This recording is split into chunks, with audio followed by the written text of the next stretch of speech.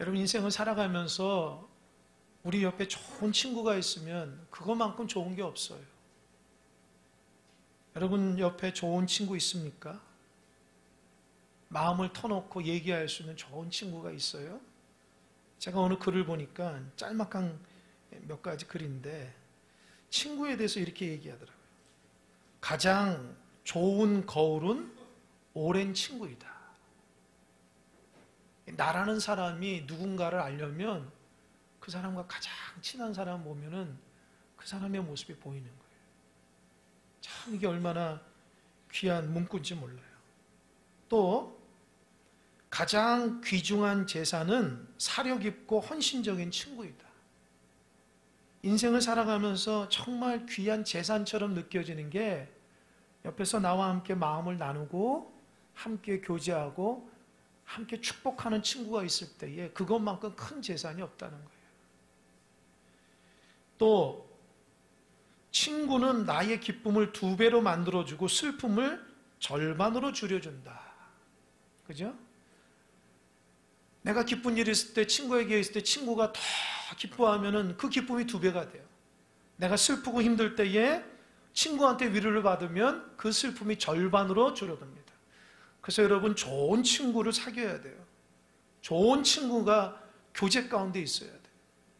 인생을 나 혼자라 생각하는 사람들 보면 안타까울 때가 많아요. 주변에 좋은 친구, 나에게 힘이 되는 친구가 필요합니다. 현명한 친구는 보물처럼 다루어라. 인생에서 만나는 많은 사람들의 호의보다 한 사람의 친구로부터 받는 이해심이 더욱 유익하다. 정말 똑똑하고 현명한 사람이라면 주변에 좋은 친구를 두는 거예요. 좋은 친구를 사귀는 겁니다. 근데 여러분, 좋은 친구는 한 번에 되는 게 아니죠. 참 이렇게 배려하고 내 마음을 오픈하고 섬길 때에 그 좋은 친구가 되는 거예요. 그래서 좋은 친구가 되기 위해서는 시간이 좀 지나가야 되고 또 여러 가지 모습으로 내가 더 헌신하게 되고 내 마음을 드릴 때에 좋은 친구가 되는 것입니다. 여러분, 교회 안에서도 믿음의 좋은 친구를 만드시는 여러분 되시길 바랍니다. 마음을 나누셔야 돼요. 신앙생활을 외톨이처럼 하면 안 돼요. 힘들고 어려운 문제 있으면 나누고 기도도 부탁하고 즐거운 일이 있으면 함께 나눠서 박수도 받는 일이 있어야 돼요. 인생을 나 혼자라 생각해서 고집스럽게 살아가는 것은 바른 신앙의 모습이 아닙니다. 여러분, 무엇보다도 가장 중요한 것은 하나님과 친구가 되셔야 돼요. 주님과 친구 되셔야 돼요. 주님과 깊이 있는 만남을 이루셔야 돼요. 요한복음 15장 14절에 보면 이렇게 얘기했어요. 주님께서 나의 말을 듣고 행하는 자가 나의 친구라고 그랬어요. 주님 입장에서는 우리를 친구 삼을 때에 주님이 어떻게 생각하냐? 우리가 주님의 말씀을 듣고 그 말씀 앞에 살아가는 것을 볼 때에 주님은 우리를 친구로 받아주십니다. 꼭 기억하세요. 우리가 주님의 친구가 되려면 주의 말씀 앞에 순종하며 살아가야 됩니다. 그 말씀이 내 마음속에 새겨질 수 있어야 되는 거예요. 여러분, 오늘 본문의 말씀은 요한일서의 저자가 사도 요한입니다. 예수님의 12 제자 중에 한 사람이었어요. 사도 요한의 아버지는 세베대라는 사람인데 세베대는 아주 부자였어요.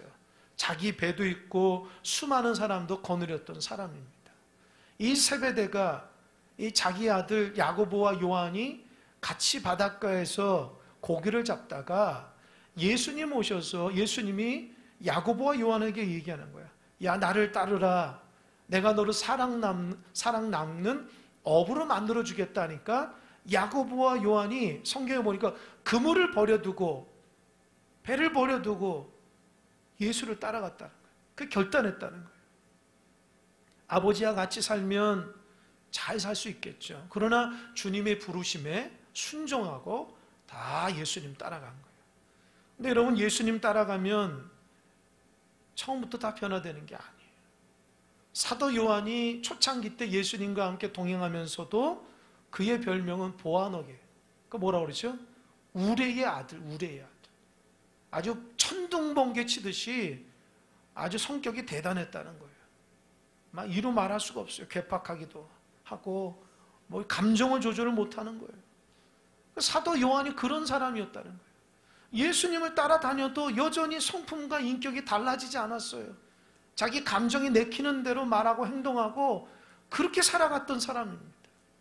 여러분, 우리도 똑같아요. 예수님 믿는다고 해서 한순간에 바뀌는 거 아닙니다.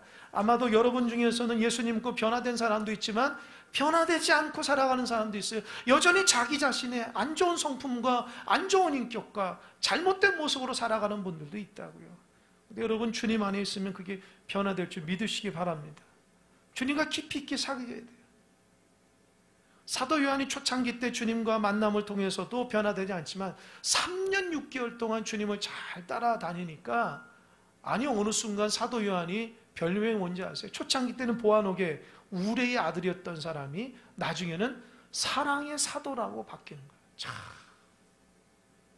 예수님과 깊이 있는 교제를 하니까 인격이 달라진 거예요. 성품이 달라지고 변화가 되고 말이 행동이 달라진 거예요. 여러분, 신앙생활 한 지 몇 년 되셨습니까? 여러분, 예수 믿은 지 몇 년 되셨어요? 여러분, 달라지셨습니까? 달라지지 않았다면 그게 누구 문제입니까? 주님의 문제예요? 여러분의 언어가 달라지셨습니까? 여러분의 생각이 달라지셨습니까? 보는 것이 달라졌습니까? 대하는 태도가 달라졌습니까? 주님과 교제하고 주님과 만나면 사람이 변화되게 돼 있다고 성경은 말씀하고 있습니다. 근데 우리는 여전히 변화되지 못하는 모습으로 살아가는 자들이 있다면 안타까운 모습을 가지셔야 돼요. 성경에 수많은 사람들이 예수님 만나고 하나님 만나서 인생이 변화되고 새로운 인생을 살아가게 되었다는 거예요. 한 번에 바뀌는 게 아닙니다. 신앙생활에서 오랜 세월 동안 다듬어 가야 돼요. 나의 잘못된 습관, 나의 잘못된 말과 생각들, 그런 탐욕들이 조금씩 변화돼야 돼요. 그래서 하나님 앞에 갈 때까지 다듬어가, 그 어려운 말로 성화된다고 해요. 성화. 다듬어가, 인카네이션. 다듬어, 주님의 성품으로. 근데 우리는 신앙생활하면서 내 성품, 내 말과 행동 고치려고 하질 않아요. 자기 고집 그대로 가지려고 해요. 자기 성품 그대로 가지려고 해요. 세상 사람들이 여러분 볼 때 뭐라 생각하겠습니까? 저 사람은 교회만 다니네. 왜 변화가 안 돼? 탐욕이 탐욕이 여전하고 말과 행동이 그대로네. 여러분, 우리를 통해서 주님이 온전히 드러나야 되는데 변화되지 않는 모습을 통해서 하나님의 영광을 받지 못하시는. 사도 요한이 예수님과 3년 6개월 동안 동고동락하면서 인생이 바뀌었어요. 그래서 사도 요한이 하나님 앞에 변화된 삶을 살다 보니까 초대교회 모습들의 성도들의 모습을 보니까 너무 하나님과 교제가 온전치 못한 성도들이 많았다는 거예요. 하나님을 사귄다 하면서도 여전히 그의 말과 행동 가운데 세상적인 것들이 너무 많고, 여전히 죄를 지으면서도 죄책감을 갖지 못하고, 하나님의 만남과 교제 가운데 빛된 삶을 살아가지 못함으로 인해서 교회 공동체 안에 하나님의 영광과 거룩함과 은혜가 드러나지 못한다는. 그래서 요한일서를 통해서 사도 요한이 뭐라 하냐? 도대체 하나님과의 사귐과 예수님의 사귐이 뭐냐? 신앙은 하나님과 예수님의 사귐인데 그 모습이 뭐냐? 그러면서 쓴 거예요. 그래서 여러분, 요한일서 오늘 본문의 말씀을 통해서 여러분 주님과 함께 더 깊이 있게 만남을 갖는 여러분 되시기 바랍니다. 여러분이 조금이라도 달라져야 돼요. 보는 눈과 마음의 씀씀이 모든 것들이 달라지는 정말 변화되는 여러분들 되시기 바랍니다. 그럼 주님과 사귄다는 게 무슨 의미가? 첫 번째 뭐냐? 따라해 보세요. 죄가 없는 거다. 죄가 없는 거예요. 주님과 사귐. 여러분, 주님은요 죄가 없으신 분이, 하나님 죄가 없으셔요. 근데 하나님은 죄가 없는데, 그래서 주님 앞에 나아갈 때는 죄 있으면 안 돼요. 그럼 도대체 우리가 죄가 있는데 하나님 앞에 어떻게 사귈 수 있을까요? 그게 바로 예수 그리스도 때문이에요. 예수님이 우리의 죄의 문제를 해결해 주시기 때문에 우리가 하나님 앞에 이렇게 당당하게 나갈 수 있는 거예요. 구약의 제사는요, 죄를 지면 주님 앞에 나올 수가 없어요. 깨끗해야 돼요. 하나님 깨끗하신 분. 근데 우리는 한 주간 동안 살아가면서 오만 가지 죄를 짓잖아요. 나도 모르는 사이에. 죄를 안으면서도 오늘 예배 드리잖아요. 그럼에도 불구하고 우리가 하나님과 교제할 수 있는 이유가 뭐냐? 바로 예수 그리스도의 은혜가 있기 때문입니다. 예수님이 나를 위해서 십자가에 달려 돌아가심으로 인해서 나의 죄를 다 가져간 거예요. 내가 십자가에 죽어야 되는데 예수님이 대신 죽고 예수님 대신 죽으면서 우리의 모든 죄를 다, 인류의 죄를 다 끌어안고 죽으신 거예요. 그래서 내가 깨끗해진 거예요. 그래서 십자가에 나를 위해서 돌아가신 예수 그리스도를 믿으면 나의 죄의 문제가 해결되는 거예요. 여러분, 죄라는 건 단순히 도덕적인 것만 의미하지 않아요. 죄라는 것은 하마르티아라고 하잖아요. 하나님의 원하시는 삶에서 벗어나는 삶이 죄라는 거예요. 내가 하나님 원하시는 마음과 행동과 말을 하면 그게 죄인 거예요. 세상 사람 볼 때는 저 사람 죄 없이도 살 사람이라 하지만 하나님 입장에서 하나님이 원하시는 죄의 규정이 있다는 거예요. 그런데 죄의 문제를 해결할 수 있는 것은 어떻게 해요? 오직 예수 그리스도의 피 묻은 손밖에 없다. 그래서 여러분 7절 한번 볼까요? 7절 자막 한번 보겠습니다. 한번 읽어보겠습니다. 시작.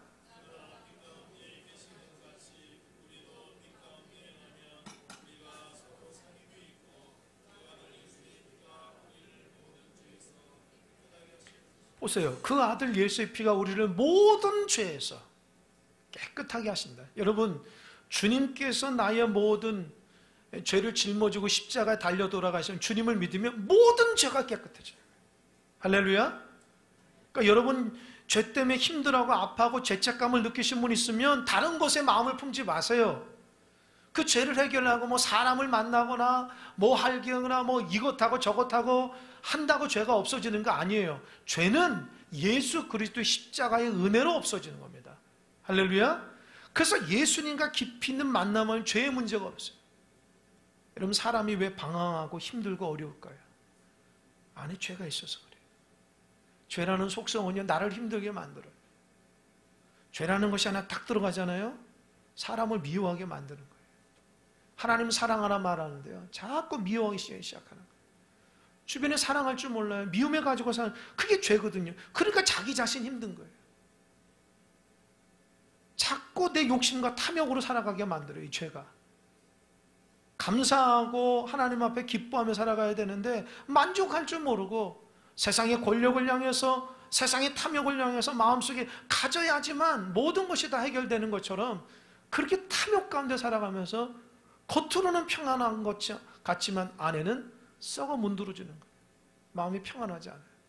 다른 사람한테 얘기를 못해요. 내 마음이 평안하고 마음이 힘든 거. 나이가 들어도 방황하게 된다. 마음에 자꾸 바람이 드는 거예요. 허전해서. 왜요? 죄의 현상입니다. 여러분, 주님 앞에 말씀 듣고 기도하고 예배하고 주님을 의지하게 되면 그 방황하는 마음이 없어지게 돼요. 죄가 없어진다니까요. 그래서 예수님 믿어도 주님과 교제가 없는 사람은 방황하게 되는 거예요. 하나님 앞에 예배에 만족감이 없는 거예요. 기도에 대한 은혜를 못 받는 거예요. 신앙생활에 대한 거룩한 은혜를 못 받아요. 그러니까 방황하죠. 사람이 방황하면요, 어딘가로부터 자꾸 집중하게 돼요. 그렇게 열심히 하면은 마음이 해결해요. 그래서 운동을 열심히 땀을 내면은 자기 스트레스가 사라지고, 그러니까 자기가 죄의 문제 해결될 줄 알아요. 그러나 여러분, 아무리 운동해 보십시오. 죄의 문제 해결되지 않아요. 그냥 단기적인 스트레스만 싹 풀리는 거예요. 영적으로 내 마음에 기쁨을 주려면 오직 주님과의 교제를 통해서 해야 돼요. 내가 무엇을 열심히 하면 죄를 잊어버린다고요? 여러분, 마음속에 새겨진 죄가 어떻게 없어져요? 내가 무시할 따른지 여전히 그 죄가 나를 힘들게 만들어요. 그러나 나의 죄를 이길 수 있는 것은 오직 십자가에 달린 예수 그리스도의 보혈의 피만이 우리를 깨끗게 한다는 거 잊지 마시기 바랍니다. 그래서 정말 여러분, 인생을 평안하고 살고 싶고 기쁨으로 살고 싶으면 예수님과 교제하는 여러분 되시기 바랍니다. 할렐루야. 아멘 한번 해보세요. 할렐루야. 그렇게 신앙생활 잘해요. 그러니까 신앙생활 잘하는 사람 마음이 평안한 거예요. 신앙생활 못하면 계속 방황한다. 그게 안 보일 것 같죠? 제 눈에는 많이 보여요. 저분 방황하는구나. 힘든구나. 마음 어디 둘지 모르는구나. 여러분, 주님 안에서 그 힘든 마음, 방황하는 마음을 다 해결해. 그게 주님과의 교제예요. 그러면 8절 한번 볼까요? 자막 8절. 우리 속마음은 정확히 얘기해요. 시작. 만일 우리가 죄가 없다고 말하면 스스로 속이고 또 진리가 우리 안에 있지 아니할 것이요. 보세요. 나는 겉으로 죄가 없는 것 같아. 잘 사는 것 같아. 아니요. 스스로 속인다는 거예요. 너 마음 힘들잖아. 너 마음 어디 둘 데 없잖아. 방황하잖아. 살면서도 힘들잖아. 어디에 마음 둘지 없어. 그게 스스로 속이는 거예요. 주님이 내 안에 있으면 그런 마음이 사라지게 돼요. 그럼 어떻게 주님과의 죄의 문제 해결할까요? 9절입니다. 여러분, 9절은 암송하셨으면 좋겠어요. 9절 시작. 만일 우리가 우리 죄를 자백하면 그는 미쁘시고 의로우사 우리 죄를 사하시며 우리의 모든 불의에서 깨끗하게 하실 것이요. 할렐루야. 우리가 우리 죄를 자백하면, 하나님, 자백이 뭐예요? 내 스스로 하나님 앞에, 하나님, 저는 죄인입니다. 이런 죄를 졌습니다. 이렇게 말로 죄를 졌고 이런 행동으로 죄를 졌고 이런 마음을 품은 죄를 졌고, 하나님 앞에 자백하면 그 자백을 받으시는 우리 하나님은 미쁘시고 의로우셔서 우리의 모든 죄를 사해 주시고요, 우리의 모든 불의한 것에 깨끗하게 해주신다. 이게 성경의 약속입니다. 아무리 큰 죄를 져도 주님 앞에 회개하면 하나님 여러분 깨끗하게 할 줄 믿으시기 바랍니다. 그런데 신앙생활하면서도 죄를 회개하지 않으면 그의 모습에는 이상한 신앙이 드러나요. 깨끗하지 못해요. 죄가 막 드러나요. 신앙생활하면서도. 그건 주님과 사귀는 신앙이 아니에요. 그냥 주일날 한번 하나님 저 왔어요 인사하고 그냥 내 마음대로 살아가는 신앙이에요. 정말 주님과 교제하는 신앙은요, 그의 삶에서 죄가 보이지 않아요. 하나님의 은혜가 느껴지거든요. 방황하는 모습이 없어요. 마음에 평강이 있는 거예요. 탐욕이 없다고요. 그의 눈빛과 말이 하나님의 거룩한 은혜가 드러나 있어요. 사람에게 신경 쓰지 않아요. 하나님께 영광 돌리게 된다. 여러분, 주님과 깊이 있는 만남을 교제하시기 바랍니다. 그래야 돼요. 그래야지 여러분 마음속에 평안이 일어나는 거예요. 두 번째로, 주님과 사귄다는 의미는 뭐냐면 빛된 삶을 살아가는 거예요. 여러분, 하나님은 빛이거든요. 어둠이 조금도 없어요. 예수님은요. 그러니까 내가 예수를 나의 구주로 모시고 주님의 말씀대로 살아가면 주님의 성품이 내 성품이 되는 거예요. 수고하고 무거운 짐진 자들아 다 내게로 오라. 내가 너희를 쉬게 하리라. 나는 마음이 온유하고 겸손하니 내게 배우라고 그러잖아요. 그러니까 예수님과 함께 교제하는 사람들 어떻게 해요? 그 마음속에 온유함과 겸손함이 있는 거예요. 여러분, 우리가 얼마나 온유하지 못합니까? 우리가 얼마나 겸손하지 못해요? 우리 자아가 강해서 아직도 내 고집대로, 내 생각대로, 신앙마저도 그렇게 살아가려고 얼마나 고집 피웁니까? 주님 안에서 주님을 닮고 주님 안에서 그분의 말씀대로 살아가려고 몸부림치는 것이 아니라 주님도 이겨먹으려고 하는 신앙. 자기 고집이 세서 그런 거예요. 주님의 말씀 안에서 순종하며 살아가야 되는데 주님마저도 이겨요. 하나님마저도 이겨버리려고요. 응답도 하나님 빨리 해달라고, 멱살잡도 하나님 앞에 있다. 하나님 나 이거 했으니까 축복해달라고. 하나님도 그런 마음이 없는데도 하나님을 내가 이끌려고 해요. 신앙을 내가 하나님에 대해서 하나님을 자꾸 끌어당기려고 해요. 그게 무슨 신앙입니까? 신앙은 내가 하나님 앞에 맞추는 거예요.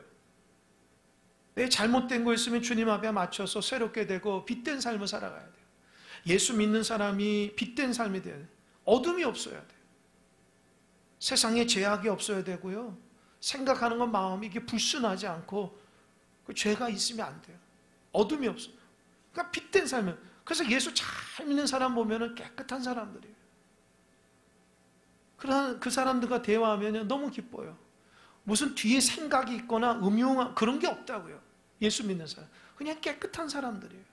그게 예수 믿는 사람들이에요. 그게 신앙인입니다. 신앙생활에도 요리 재고 저리 재고 하나님의 사람 앞에 자기 이득을 위해서, 그건 신앙인이 아니에요. 세상 사람도 그렇지 않아요. 주님과 교제하면, 주님의 빛 대신 주님 삶과 이렇게 가까이 하면은 빛이 나게 묻어나게 되어 있어요. 빛이 묻어나는 게 뭐죠? 내가 죄악된 게 보이잖아요. 그럼 그걸 깨끗이 하나님 앞에 씻어내는 거예요. 그럼 내가 어느 정도 깨끗해지는 거예요. 여러분, 주님 안에서 빛된 삶을 살아가는 여러분 되시길 바랍니다. 반대로 6절 한번 보세요.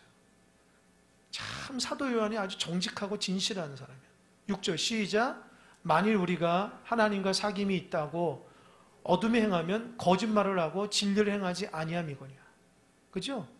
내가 예수 믿는다고 하면서도 내 모습에서 어둠이 많고 죄가 많고 세상의 탐욕대로 살아가면 그게 뭐야? 그 거짓말쟁이야. 너 주님과 교제하지 않는 증거라는 거. 나는 자기는 신앙생활 잘한대요, 본인이. 그런데 그의 삶 가운데서는 어둠이 많아요. 빛이 안 보여. 그러면 그분은 주님과 사귀는 게 아니에요. 서두에도 얘기했죠. 친구로 닮게 된다고 그래요. 친구가 친해지면은 그 사람이 나를 닮고 내가 그 사람 닮는 거예요. 물들게 돼 있는 거예요. 그러니까 하나님과 교제하고 예수님과 교제하면요, 오랜 세월 동안 교제하면요, 우리 자신도 모르게 주님의 빛 대신 모습이 나타나요. 고집스러운 게 없어요. 깨끗해진다. 근데 그런 분들이 있으면은, 그런 분들은 자아가 죽지 않아서 그래요. 자아가. 주님과의 교제에서 주님의 마음을 그대로 받을 줄 모르는 거예요. 내 생각 안에서 받으려고 해요. 내가 주님을 이렇게 막 요리하려고 그래요. 막 주무르려고 해요. 신앙을 막. 그건 주님과 교제가 아니에요. 여러분, 누가 여러분 사귀는데 여러분 친구가 여러분은 손아귀에 주무르면서 이렇게 잘 하면서 자기 말만 잘 듣게 하고 나하고는 이렇게 인격적인 교제가 없다면 그게 무슨 사귀는 거예요? 소위 말하는 가스라이팅이지. 그냥 내 밑에서 그냥 내가 조종하는 거 똑같죠. 신앙생활도 마찬가지예요. 내가 주님과 인격적인 교제를 해야 되는데 내가 주님을 자꾸 조종하려고 그래요. 마음을 오픈하지 않아요.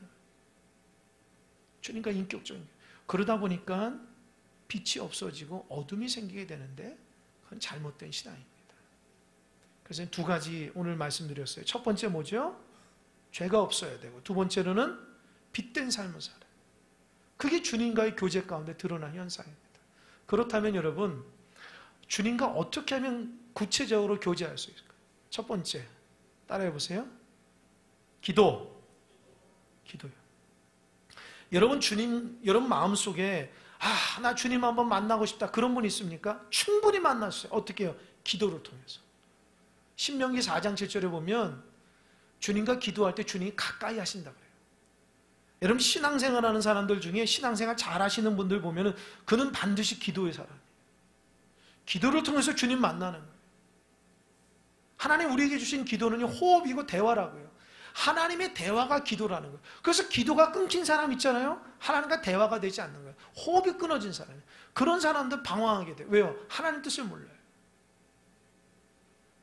여러분, 하나님과 기도하는 사람들 되시기 바랍니다.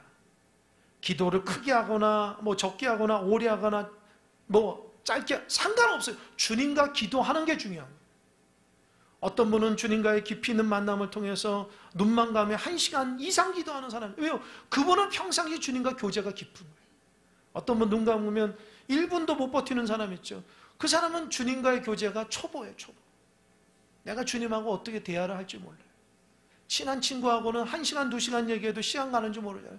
그렇게 해서 헤어지면 집에서도 전화하자 그러잖아요. 주님과의 만남도, 내가 주님과 친하면 자꾸 얘기하고 싶은 거예요. 내 속마음을 드러내고 싶은 거예요. 그분을 통해서 위로받고 싶은 거예요. 그래서 기도가 그런 거예요. 그래서 기도가 멈춘 사람은요, 저는 어떻게 보냐, 마음이 힘든 사람이라 봐요. 왜요? 하나님과 대화를 하지 않으니 마음이 힘든 사람, 호흡이 끊어진 사람, 헐떡거리는 거예요. 나 지금 숨이 끊어지고 있어, 인공호흡 좀 시켜줘, 산소호흡 좀. 그런 사람들하고 똑같은 거예요. 영적으로 호흡이 안 되니까 마음이 답답해가지고 여러분, 하나님과 교제하고 기도하는 여러분 되시길 바랍니다. 기도의 문이 열려야 돼요. 어느 순간 기도가 딱 막히니까 인생이 막히는 거예요. 하나님과 교제가 안 되니까 형식적으로는 신앙생활을 직분자지만 기도가 막힘으로 인해서 하나님의 온전한 영광을 드러내지 못해요. 신앙이 기쁘지 않은 거예요. 방황하게 되죠. 방황하게 되고 결국 어떤 신앙 버리게 돼요. 여러분, 오랜 세월 동안 신앙생활하도 신앙을 버리는 사람들이 있어요. 왠지 아세요? 교제가 안 되니까. 하나님도 효과 없다 그렇게 생각하는 거예요. 교제해야 돼요. 기도를 통해서. 두 번째, 따라해서 묵상. 따라해서 묵상. 이 묵상이 다른 말로 quiet time. 큐티예요, 큐티. 시편 19편 14절에 보면 나의 모든 말과 내 입술의 묵상이 주께 연락되기를 원한다. 그러니까 하나님 앞에 내 묵상을 가지고 하나님 교제하는 거예요. 이렇게 묵상을. 하나님 교제하는 거예요. 여러분, 날마다 큐티하는 분이 있습니까? 말씀을 붙잡고 생각하는 거예요. 하나님 말씀 앞에. 하나님께서 여러분, 저기 우리 교회에 카톡을 다 이렇게 들어가세요. 밴드도 다. 그리고 또 뭡니까? 유튜브에도 다 가입하세요. 큰 사람 교회. 그래야지 공동체 이렇게 함께 말씀을 듣고 함께 나눈다. 아침마다 기도문을 올리고 여러 글을 올리신 분도 있어요. 얼마나 감사한지 몰라요. 근데 여러분, 그거 보고 끝내면 안 돼요. 콰이어타요. 묵상해야 돼요. 올리는 분도 계속해서 반복해서 그걸 보시고 그 글을 읽으시는 분도 계속해서 반복해서 해야 돼요. 좋아요, 하트 하는 것보다 더 중요한 건 내 마음속에 딱 새기는 거예요. 그 말씀과 기도문이 내 안에서 묵상이 될 때에 그 말씀을 통해서 하나님의 말씀을 듣는 거예요. 하나님의 음성을 듣는 거예요. 내 잘못된 방향이 묵상을 통해 하나님께서 야 아들아 그러지 마라, 딸아 그러지 마, 인도해 주셔. 너 그거 잘했다. 내가 원하는 게 하나님의 음성을 듣는 시간이 quiet 타임이에요. 하나님 살아 역사하십니다. 하나님 앞에 한 번도 말씀을 들어본 적 없고 음성을 들어보지 못한다는 성도가 있다면 그 성도는 불행한 거예요. 하나님 끊임없이 말씀하시는데 왜 우리가 귀를 막기 때문에 그렇죠. 하나님 앞에 집중하지 못하기 때문에. 하나님 분명히 말씀하셔요. 아침마다 여러분 큐티 하시기 바랍니다. 어떤 책이라도 좋아요. 담임 목사가 새벽에 말씀 전하고 유튜브에 올린 그 기도 설교 듣고 마음속에 기도하며 묵상하세요. 큰 사람 교회니까 그렇게 하셔야죠. 세 번째, 따라해보세요. 하나님과 교제하는 방법 중에 하나가 성경. 따라해보세요. 성경. 디모데후서 3장 16절 17절 보면 모든 성경은 하나님의 무엇으로 했다고요? 감동으로 된 거죠. 감동으로 된 거. 하나님의 감동은 네 가지. 교훈과 책망과 바르게 함과 의로 교육. 여러분이 정말 변화되고 싶으면 하나님과 교제해야 되는데 그 하나님과 교제함으로 변화되기 위해서 말씀을 알아야 돼요. 이 말씀이 있어요. 이 말씀이 없으면 안 돼요. 제가 여러분한테 그런 얘기 하진 않겠습니다. 여러분 평생 일독하지 못하신 분 있습니까? 하세요. 교회 20, 30년 다녀도 성경 한 번을 읽지 못한다면 나는 성경 중심의 삶을 살아가지 않는 거예요. 다 파편적인 신앙, 그 말씀 몇 가지 가지고 내 삶을 유지한다고요? 안 돼요. 하나님 전체 말씀을 내 마음속에 담고 그 말씀대로 잘 인격적으로 훈련돼서 살아가야 돼요. 하나님의 말씀을 통해서 우리에게 교훈하시고요. 잘못된 것을 책망하신다. 또 바르게 되지 못한 사람 바르게 하고요. 의에서 멀어진 사람 의로 교육하는 거예요. 그래서 여러분 정말 하나님 앞에 다듬어 가려면 하나님 말씀을 보셔야 돼요. 저도 날마다 말씀을 보지만 하나님 앞에 은혜도 받지만 하나님 앞에 책망도 받아요. 하나님은 분명히 보이지 않는데요. 말씀을 통해서 저에게 책망해요. 하나님은 분명히 보이지 않는데요. 말씀을 통해서 나를 새롭게 해요. 내가 말씀 보면서 울기도 하고요. 위로를 받기도 하고요. 책망도 받고 변화도. 그러니까 말씀이 나를 다듬어가는 거예요. 여러분 큰 사랑교회 교인들은 하나님의 말씀으로 여러분 다듬어가는 여러분 되시길 바랍니다. 달라져야 돼요. 하나님 말씀이 없으면 하나님 말씀을 내 마음속에 새겨야 돼요. 말씀이 아는 게 중요한 것이 아니라 그 말씀대로 실천하는 게 중요한 거예요. 그 말씀대로. 네 번째 따라해볼까요? 찬양. 찬양을 통해서 하나님 영광 돌려요. 저는 찬양을 참 좋아해요. 솔직히 저는요, 어느 목사님 설교 한 편 듣는 것보다 은혜로운 찬양 하나 온전히 불러서 눈물이 나요, 눈물. 저는 찬양한 것이 얼마나 강력한 힘인 줄 알아요. 제가 새벽 기도도 얘기했지만, 제가 고등학교 2학년 때에 그 당시 고등부 회장을 했는데, 그 당시 저를 지도했던 전사님이 최유신 전사님. 근데 그분하고 이렇게 문학의 밤을 하는데, 누구를 초청했냐면, 그 당시 아마 어른들 알 거예요. 최덕신이라고, 지금은 활동하는지 모르겠어요. 최덕신이라고 주찬양, 그 찬양사역자인데, 한참 뜨는 사람인데, 그 사람을 우리 문학의 밤, 고등부 문학의 밤, 그 사람 모시기가 쉽지 않아요. 그런데 그 최유신이라는 그 전사님의 동생이 최덕신이었기 때문에, 우리 전사님 친구가 최유신 전사님 친구이기 때문에 그를 모시고, 그래서 그분이 이게 와가지고 세팅을 탁 하고 30분 동안 그 문학의 밤 뒤편에서, 뒤에 30분을 찬양 집회를 하는데요. 제가 얼마나 많이 우는지 몰라요. 너무너무 은혜가 되고요. 그 30분 내내 두 손 높이 들고 우는데, 이 찬양 가운데 내가 임재를 경험하고, 이 찬양을 통해서 은혜를 받은 거예요. 그때 제가 은혜 받고 제가 찬양에 대해서 아주 열심을 찬양해야 돼요. 그 당시엔 테이프, 지금 테이프 없죠. 찬양 테이프 살면은요, 늘어질 정도로 들었어요. 그 테이프 들고 기도하고 말씀 보고, 그러니까 제가 얼마나 하나님의 은혜로 내가 조금씩 다듬어 가더라고요. 여러분, 부흥하는 교회를 가보십시오. 찬양이 얼마나 뜨거운지 몰라요. 여러분, 교회가 찬양이 뜨거워야 돼요. 할렐루야. 찬양이 많이 불러서가 중요한 것이 아니라 중심으로 사랑하는 마음 불러요. 그래서 우리 교회에서 여러 찬양을 인도하신 분들 잘 들으십시오. 그 찬양 한 곡 하기 위해서 일주일 내내 준비하셔, 기도하요. 찬양으로 회종을 내가 그렇게 자지우지하려는 것이 아니라, 그 찬양의 가사와 그 음악의 그 영성이 우리 공동체를 이끌어 가시는 찬양의 도구가 돼야 돼요. 그래서 찬양 인도하는 사람 잘 들으셔야 돼요. 내가 좋아하고 안 좋아, 그게 중요한 게 아니에요. 하나님이 찬양 가운데 영광을 받으셔야 돼요. 회종들도 똑같아요. 온마음과 정성을 다해서 해야 되는데, 목 아프다고 부르지도 않고 정성을 다해서 하나님 찬양하지 않으면 하나님 어떻게 임재하겠어요? 하나님이 찬양을 통해서 말씀하시니, 이스라엘 찬양 가운데, 시편 22편 3절, 이스라엘 찬양 가운데 함께 하시는 분이에요. 여러분, 네 가지를 들어서 하나님과 사귐이 있어요. 첫 번째 뭐죠? 기도. 두 번째 묵상. 세 번째 성경. 네 번째 찬양. 이 네 가지입니다. 다시 한번. 처음 뭐죠? 기도. 두 번째 묵상. 세 번째 성경. 네 번째 찬양. 이 네 가지를 가지고 하나님께 교제하였어요. 그러면 여러분, 이 네 가지가 다 하나가 되는 게, 종합된 게 있어요. 그게 뭘까요? 그렇죠. 예배예요. 여러분, 예배는 하나님의 만남이고 사귐이에요. 예배가 일방적으로 구경꾼이 아니라고요. 예배는 하나님과 교제하는 거예요. 나의 영과 영이 만나는 거예요. 그래서 예배를 통해서 은혜 받고, 예배를 통해서 내가 회복되고, 예배를 통해서 하나님 만나서 사귐이에요. 그래서 예배 생활 잘 하시는 분은 변화가 일어납니다.